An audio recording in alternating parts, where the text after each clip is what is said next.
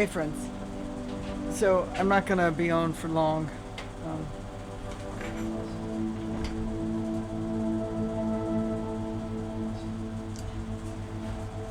it's late, so I finished up this morning packing up one of the rewards for the GoFundMe. It was one of the $100 awards, so I've got a bunch of beads that I'm gonna send out to the person because they didn't want a necklace. Instead, they just wanted a bead, and my response was to send them a bunch of beads. So that's all done. I'm now working on a new GoFundMe reward.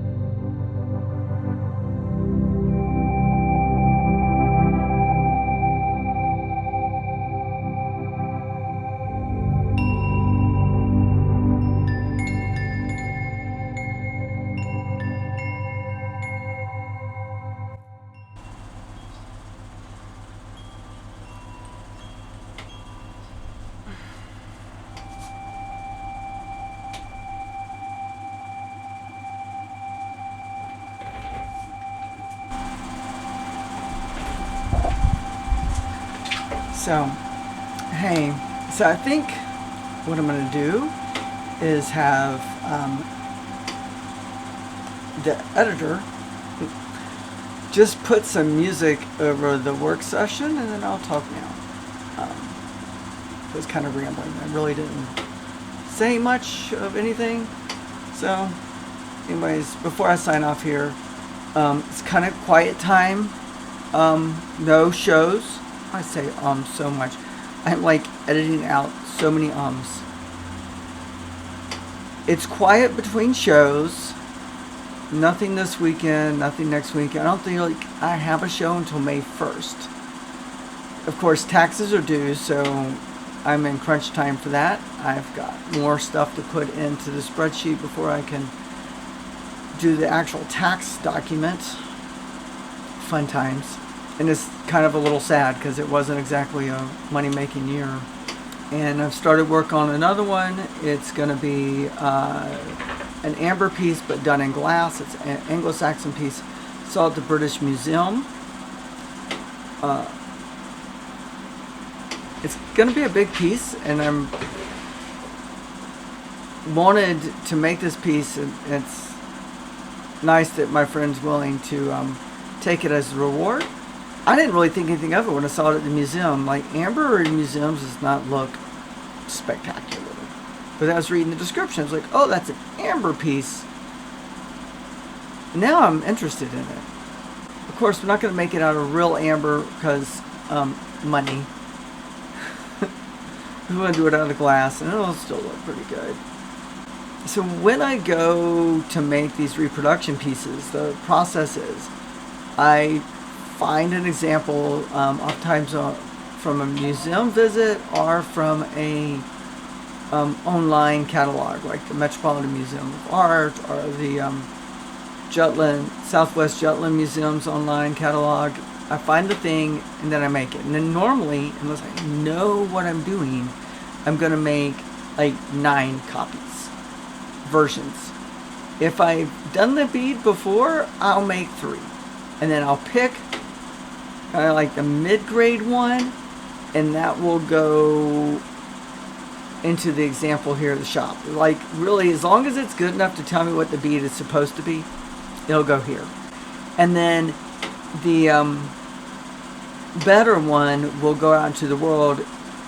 Hey, feeling kind of good right now. I mean, the world sucks. But I'm a huge fan of spaceflight. And as a historian, like, I'm really interested in the history of sciences. Like, the whole glass side of my work, research is really in, like, science of ancient glasswork, not just, like, the technique of making beads, but, like, all the science around glass industry.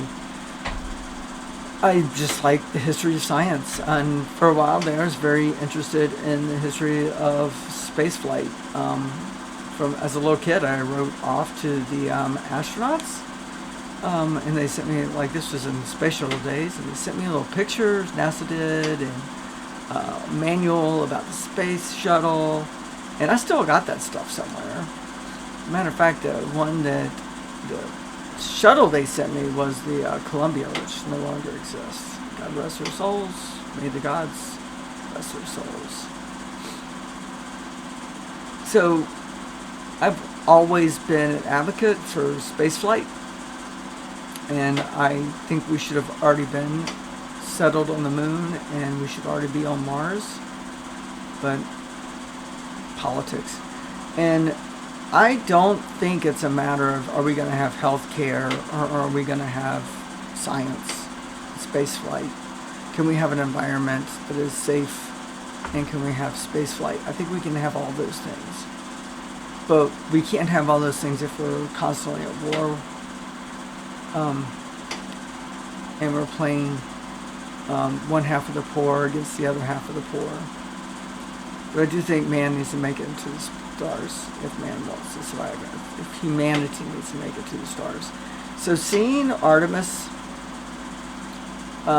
launch and then make it to the moon and splash down and do it superbly well, very few problems.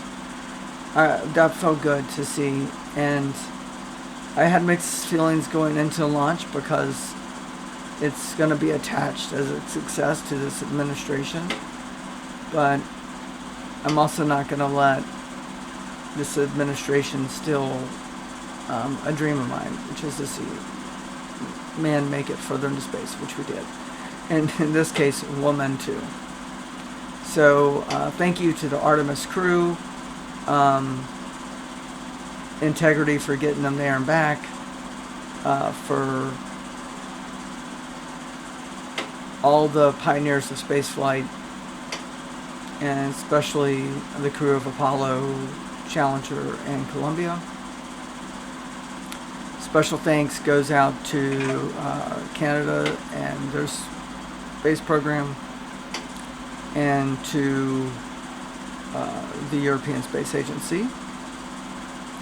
And this was not just an American project, this was a collaboration amongst many nations, and I am proud to be a citizen of planet Earth and to have, at least through my taxes, played a small part of it. I hope y'all all have a good Sunday. Hopefully this will go out on Sunday. And as always, if you enjoy watching me talk and piddle around in the shop, please like, subscribe, and comment below, and share. I would love to get to 500, and we're just like slowly making our way to 200. Thank you guys. Bye.